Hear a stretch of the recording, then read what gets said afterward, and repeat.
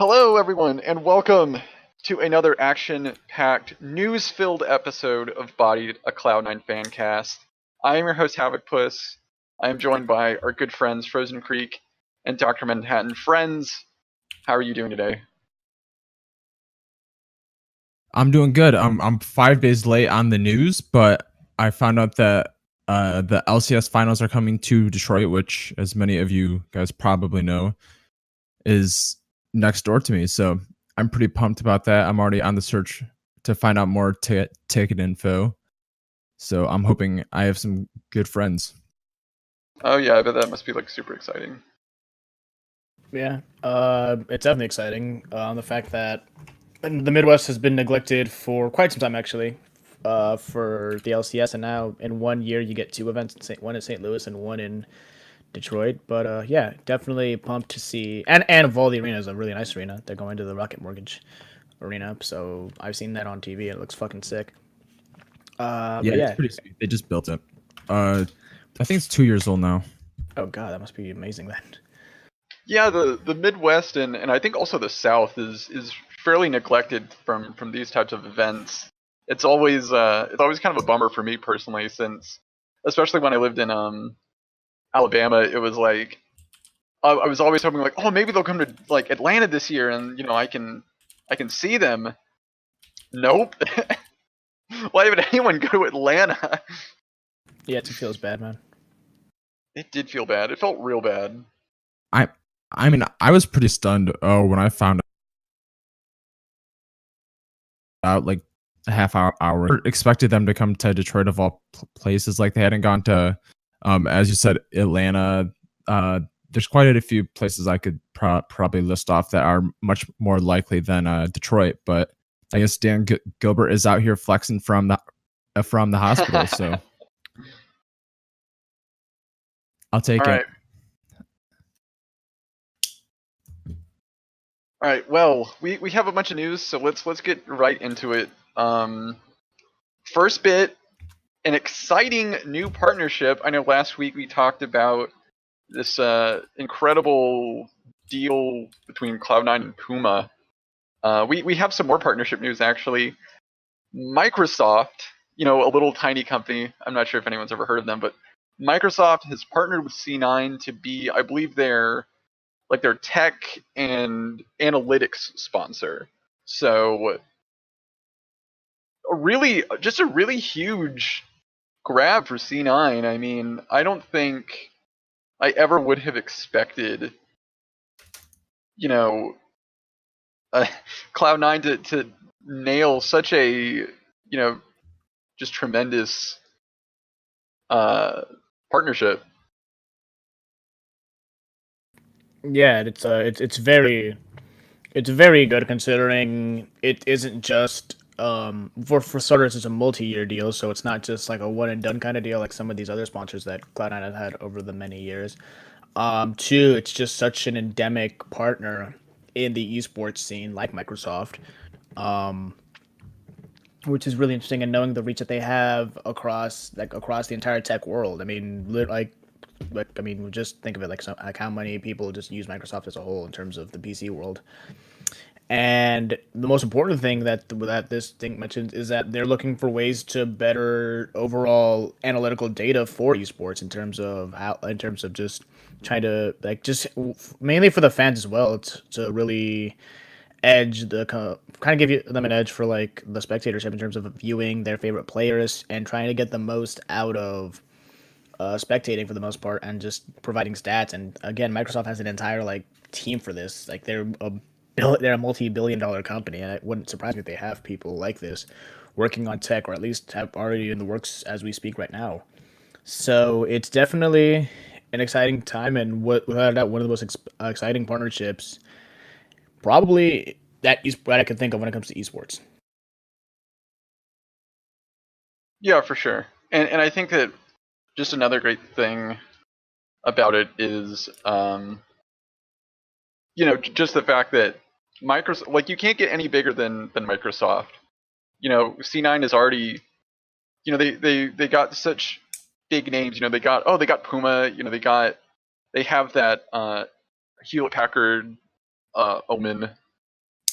sponsorship. You know, they have BMW, but to get Microsoft, I think is such a huge sponsorship, just because like that's as esports as it gets. I don't think you can like get any higher than that in terms of sponsorship. So, you know, to be able to snag something like that is incredible, and I can't wait to see what C9 does with it in terms of any sort of funding or whatnot. Yeah, I think you guys pretty much covered all of that, so I don't have anything to add. Awesome. Well, we do have CS:GO didn't play, but we do have some news on when they'll play next. The team will be at Blast Pro LA July 13th. So if you're in the area and you really want to see C9 CS:GO play and really support the team, you know, check them out. I know that the team has fallen on really hard times, and you know, it's really difficult to get optimistic and excited for C9 CS:GO. But if you are, you know, if you're a fan of the Oregon, the team or the players, and you want to show your support, go and check them out. Oh yeah, I can vouch for live CS:GO because that is the one Cloud9 thing I've seen, and even my friends who don't care about esports had a blast watching it. So yeah, go. Go. Yes, go fast now. Our first like actual results based news, and this one's really exciting. The Rocket League boys dominated DreamHack Dallas and took home the gold. And it was a really exciting event. I was watching their matches, and boy howdy, some were close, some were just really flashy in terms of how shots were made or how some goals were defended. But the boys were looking in their world champion form that weekend, and I am really proud they were able to take home the first place in a pretty big event like DreamHack Dallas. Yeah, most definitely, and it did not even surprise me that the overall MVP award was given to Gimmick, because he played out of his mind the entire event. Like, I mean, all of them were great, but like Gimmick especially, I had not seen him play that well in God knows how long. Oh, for sure. Yeah, and it wasn't, and this was not like an event to sneeze at. Like, if you look at just the competition that was there, I mean, you had participants, yeah, like Dignitas who were part of that. You know, they were what, 2 seasons ago were the champions. Yeah. It was last year was us, and then the year before that, Dignitas I think had won 2 in a row. Yeah, that the TSM roster, which still I'm surprised how many people still forget, that was the acquisition of the old Weedham Girls roster. They played really good. Yeah, they played that. They've been really good. We had to fight them for the win, and Yeah. it was a tough match. Yeah, they were the finalists at the end. I mean, I can give you like so many other names that we had to go through for the most part, but no, this was probably one of the more exciting Rocket League tournaments I had seen in a while, and I think it was super deserving that Cloud9 won this one. I mean, well, the Worlds one was great, but like this is the one that I think that they really fought tooth and nail for. Yeah, I think another great thing was that a lot of Cloud9 fans were actually in the audience. So like when they would pan out, you would see just a bunch of like C9 shirts and flags and like hats and stuff. And anytime the team would do great, they would flip out and they would just cheer, and it was great. Yeah, I saw some of the VODs, and it looked like a fun time. So if anyone was out there, you watched a hell of a show. Where did you watch the VODs at? I think I just watched them. I think the Twitch VODs were just still available on the actual. I think it was like the DreamHack channel it was on. But yeah, I just saw some of like the clips, and I'm just like, holy crap, that looks so fun. Oh, sweet. Okay, I'll have to check that out. Yeah, it's a real treat. For sure. Frozen, do you have anything to add from the boys? I already did. Okay. Moving on to Overwatch news. Our boys got a little bit of a break.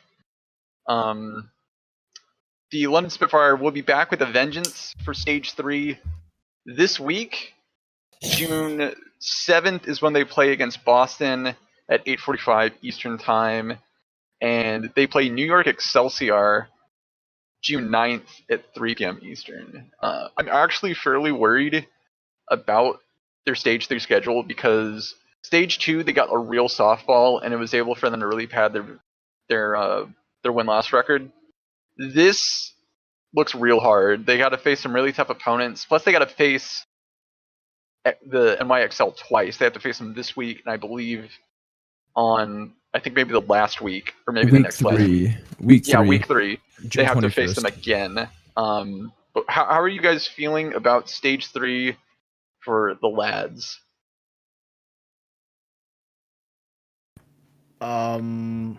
You pretty much kind of summed it up as well as you could, but yeah, I'm definitely a bit nervous for the Lenna Spitfire.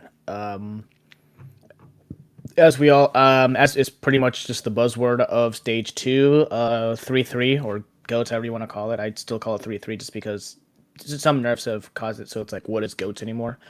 But 3-3 is still the name of the game right now, and it just seems like London is not doing as good of a job as other teams are right now to essentially adapt to this meta. And it's kind of, I mean, and hopefully the break was enough for them to really assess like what needs to be done, because it's just really crazy, because the only people who seem to be on par right now for their performances that expected were pretty much just Fury, Prophet, and like maybe Badosian. But it just seems like there's a lot of issues in terms of some of the tank lineup, which is super important. The ult management's been very questionable in a meta where knowing how to layer your ults as perfectly as possible and as efficiently as possible is everything in a 3-3 meta, and knowing how important teamwork is as a whole.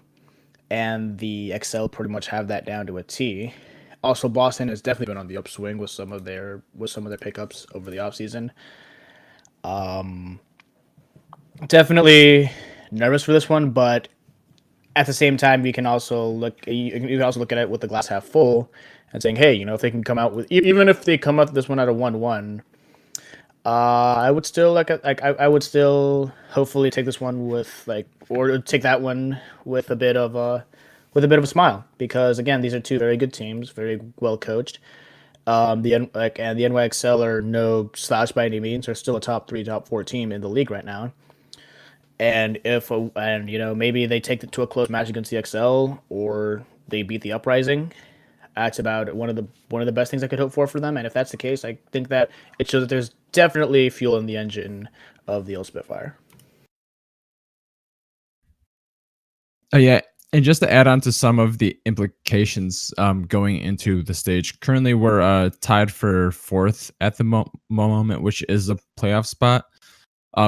If we falter a little too much during the stage, it's gonna probably set us back, because we only have a game on 2 of the teams that is sitting on the playoff bubble. So if we aren't ready to come out and play, we could easily lose our playoff spot after the stage.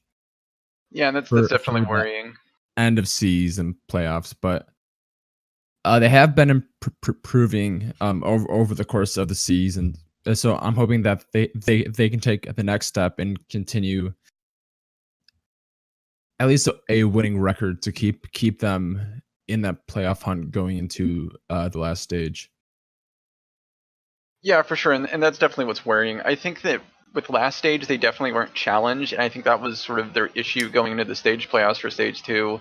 They were facing all of these really lower end teams, and then when they fought against the Chengdu Hunters, which was a top half team, they just got crushed because they were trying to play the 3-3 comms. They weren't really adapting to the fact that Chengdu's just going to run Pharah every single time.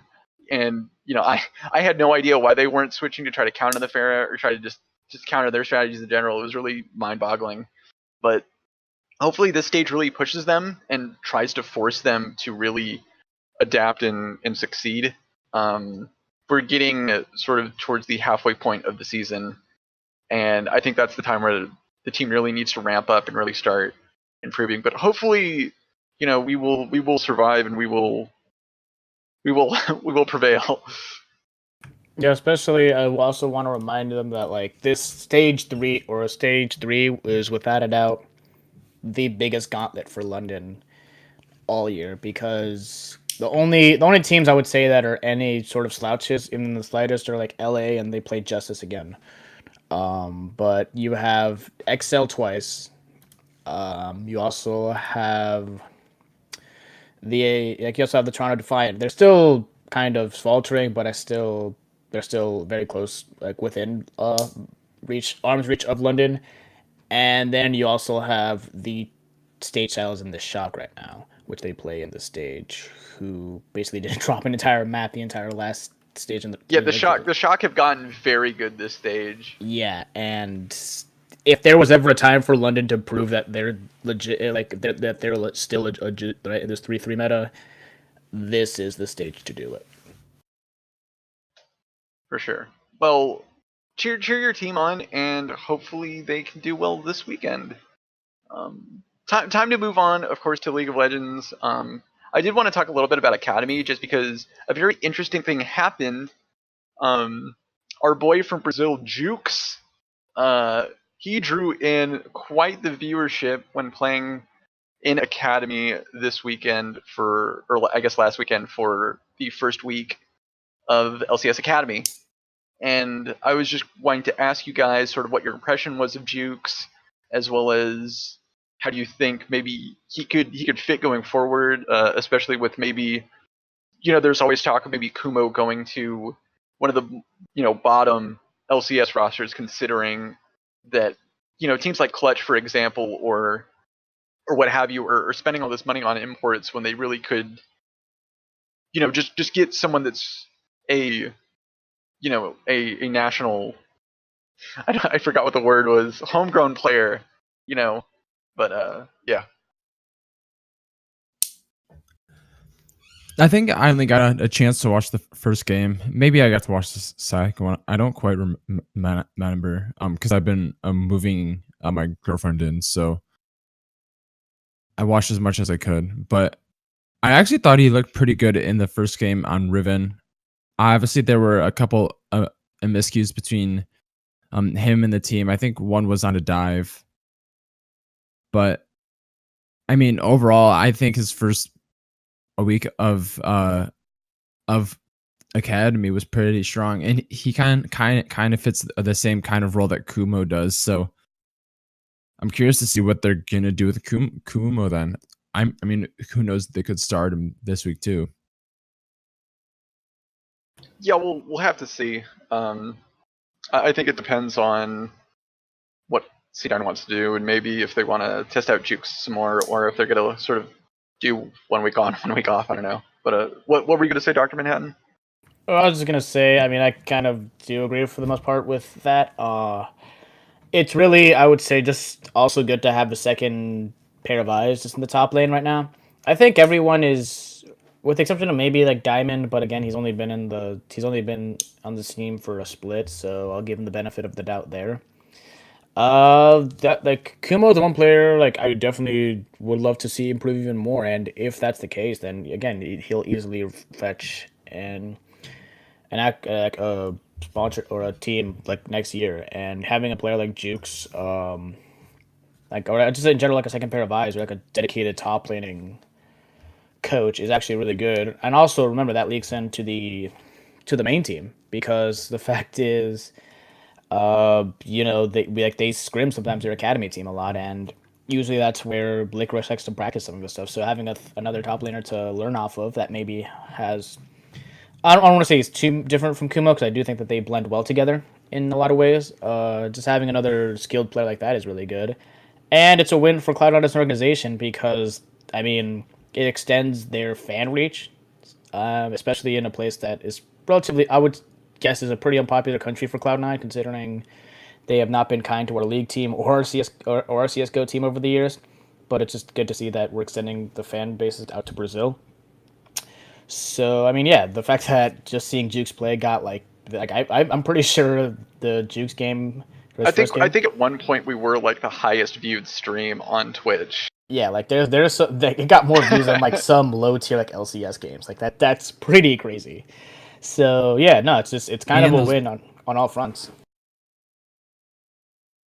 and those Brazilian boys are rowdy as hell too. Oh yeah, the chat was blowing up the whole time. It was insane. But yeah, That's it was something. it was hilarious. I do think that Jukes showed a lot of promise. His Riven was definitely super good. I think for the second game, I didn't get to watch it, but I heard that Jukes was maybe one of the few players that game that was actually like doing really well. It might have been one of those games where the team just kind of turned their brain off and they got maybe a bit too aggressive or something, and then it just kind of fell to the wayside. But I heard that Jukes did play well, at least in game 2 for last week. I'm kind of excited to see where it goes. He shows a lot of promise, and he's definitely bringing in more viewership. So we'll have to see where it goes. He's definitely impressed me, and he seems to be kind of maybe on the similar level of maybe Kumo in terms of skill. I definitely want to see how he does on tanks, because he's known for playing a lot of the fighter type champions like Yasuo, Riven, maybe Aatrox, those types of champions. So to see, can he play something like a Maokai, or kind of one of the more tanky top lane champions? That would be really good to know. But we'll just have to see.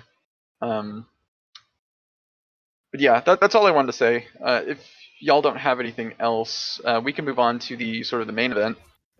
Oh, League of Legends. just so you guys are aware, the Cloud9 Academy team is playing the new Sunday spot this week. So they will be playing after LCS on Sunday. Oh yeah, that should be also super exciting. Yeah, so that will start at approximately 9 p.m., I guess, Eastern Standard Time. Yeah, it's after all the other games. It's kind of late. Yeah. But that's the way the cookie crumbles. So moving on to the main stage, the boys, they were back in town and they got a pretty good 2-0 weekend. I think this was a really good start for them. Week 1 is kind of important just to sort of gauge, kind of the momentum of the team and kind of the atmosphere and kind of the space that they're operating in. Not so much that if they win or lose or not. But I think the team looked pretty good. It looks like they didn't lose anything. Game 1 was kind of a bloodbath, but I think that they were able to hold control for most of the time, and Licorice was definitely the one carrying us that game, which I'm fine with, because Daddy Licorice, he's just the best. But game 2, I was also really impressed in, because they followed up with a strategy of, okay, we're gonna do Sonateric bot lane. We know we're going to sacrifice gold in that lane really early on, but they counter that by putting a lot of gold onto their top and mid lanes, as well as on Svenskeren himself. And Niski and how him and Licorice played on their champions was phenomenal, and Sneaky and Zazel kind of bring up the rear was pretty great. So I think that I'm really pleased with how our first week went. But what about you? You two?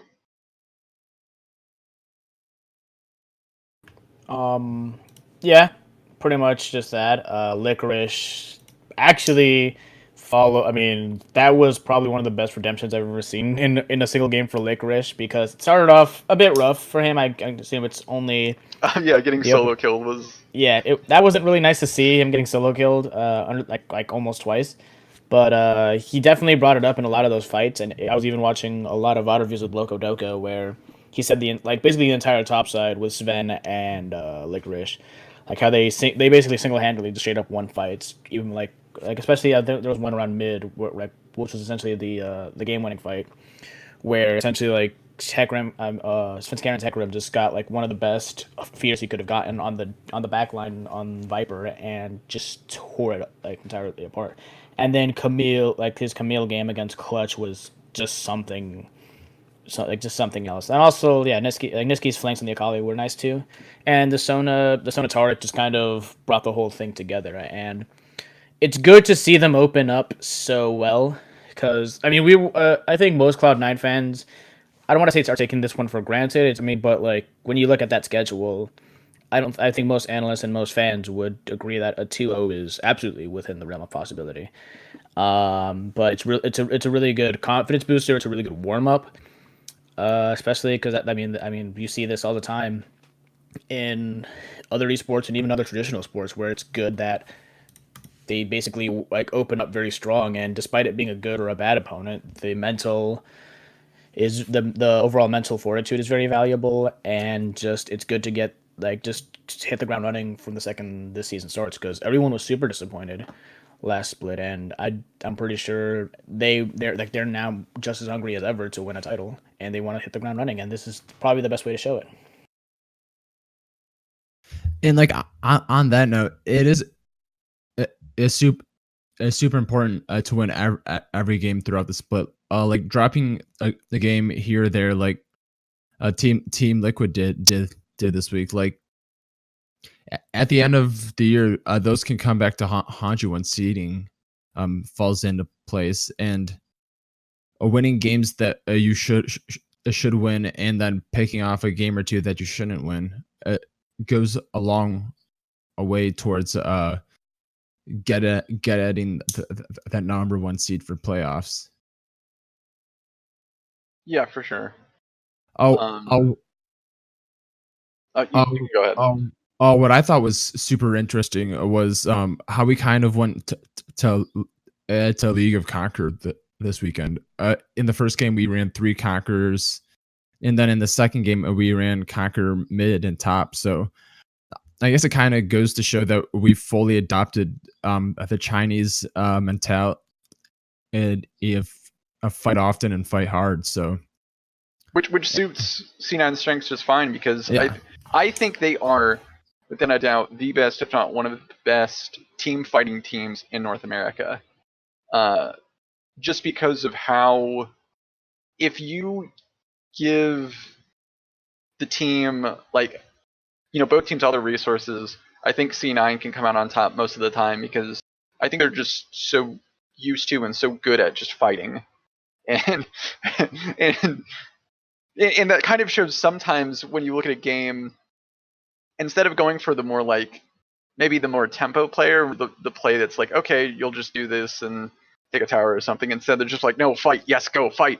And they fight when they don't need to sometimes. But I think that Conquer, and definitely how strong Conquer is right now, it just makes us an even stronger fighting team, and that plays to our strengths. So I like that we are trying to leverage what we're good at. No, yeah, it's definitely a style that suits Cloud9 right now, and it's very exciting. And I'm definitely excited to see where it goes moving forward.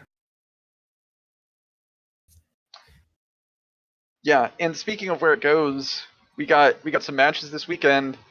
We play Echo Fox, luckily on Saturday, so Rush's Sunday buff will not help him this time.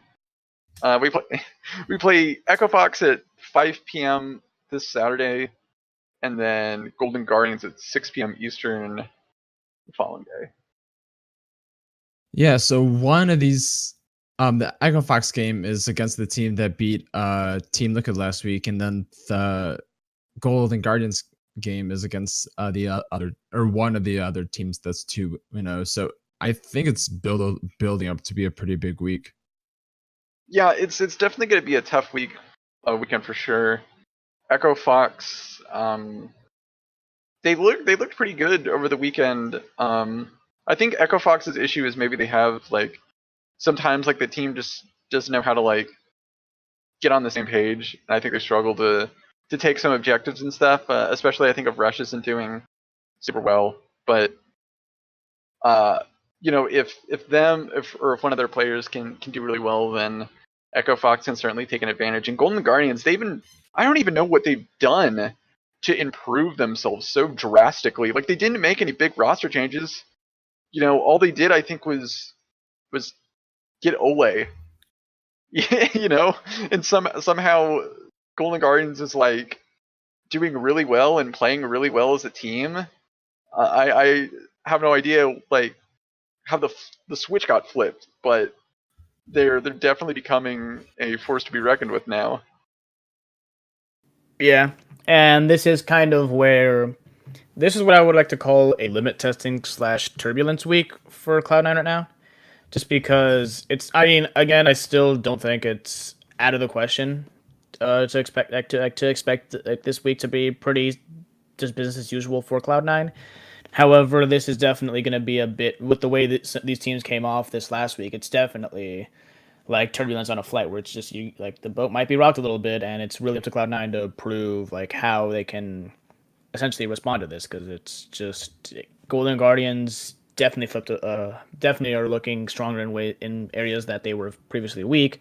You know, I thought that contracts and Olay weren't fantastic last split, and all of a sudden it seems like they definitely started to click a bit more.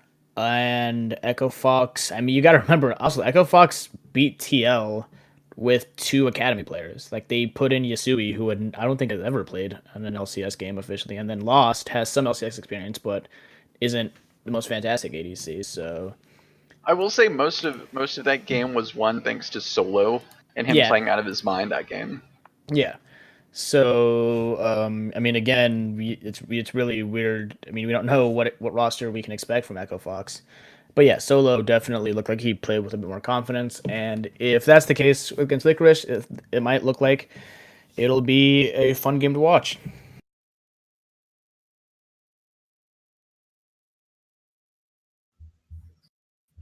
Oh yeah, and Golden Gardens last week didn't have that easy of a schedule either. I was looking at the stats too, and they actually scored out pretty well as a team. So it looks like it's kind of going to be a clash of two styles in a way, just because Golden Guardians that doesn't quite rack up as many kills as we do.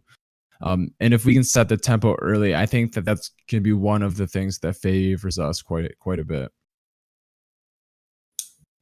Yeah, wasn't the game that they played over the weekend like before like anyone really got a kill, like a bunch of towers had gotten taken and I think like they got Baron or something? Or was that a different game? I think that was it because I think I read something like they didn't get their first kill till like the 27th minute. Like yeah, that's when the it was first something. blood was, or something stupid like that. It was a really weird game, and it was really weird to watch. I remember seeing it, and I was just like, man, is anyone gonna like do anything or not? I mean, that's just their style as a whole. I mean, it's something that's been even from last split. That's definitely how they like to overall play the game. Yeah. Well, given all of this information, how do you think we're gonna do this weekend? Starting with Dr. Manhattan. I think that the one word I would use to describe it is basically just turbulent, in the sense of I think it's definitely gonna be. Well, I don't want to say night and day from week one. I do want to say that this is going to be, or it might have a bit more turbulence than like opponents like FlyQuest or Clutch Gaming, because I can't emphasize how they exceeded my expectations compared to what I expected from Echo Fox and from Golden Guardians. However, when I look at the lanes one by one, and when I see how Cloud9's win conditions were played out against FlyQuest and against Clutch, I think that for a team of this caliber, this should just be business as usual. This is a team that has probably done very well at adapting at to what their team likes to play and how their team likes to play. It's actually very, very good. And even I was actually listening this morning to Listen Loco about that, where even Loco Doco and Dodo praisers like, yeah, it seems like Cloud9 can play so many styles quite well. And really depends on who their opponent is that they just decide how to play it. And if you never really see one consistent play style with them, and that's kind of where you can credit Reaper. So that's what gives me a lot of more optimism going into the Golden Guardians and the Echo Fox game. But definitely, like, while again, the word I do want to use is turbulent, it should still be business as usual for this team. All right, Frozen. What about you? I think this should be a business as a usual week. over the past year or so, Cloud9 has been the consistent performer among all these teams. And Golden Guardians has a good weeks. Echo Fox has a good weeks, but at the end of the day, it's always been Cloud9 coming out on top. So I can see a world where we were to go 0-2 or 1-1, but I don't see any reason that we shouldn't go 2-0 this week. I think we match up too well. We've been practicing too long, and I think we have a decent read on the meta too. So I think that gives us an advantage over a team like Golden Guardians, who doesn't mind playing so slow, and we're not going to allow that. I can't imagine. Well, we'll have to see. I think as long as the team plays their game plan, and I think also attacking, maybe some of the weaknesses on the other team, like make Rush feel kind of invisible. Make sure Golden Guardians, Froggen can't do anything, or Contracts can't do anything, and I think that we'll have a pretty decent time. I think we can pull off the 2-0, maybe a 1-1, but I think for the most part it should be a good weekend. But yeah, what are y'all's predictions if you don't have anything else to say? I say again, we might don't be surprised if they get I don't want to say lose, but just roughed up a bit. But yeah, 2-0 should absolutely be doable for them. Yeah, I'm expecting a 2-0. There's no reason that we shouldn't do that. So, all right. Well, that was it for us. Thank you for listening. As always, be sure to follow us at C9 Bodied, and hopefully Cloud9 can do a good all this weekend. So, thanks for listening, and we'll see you again next time. See you next time, guys. bye, guys.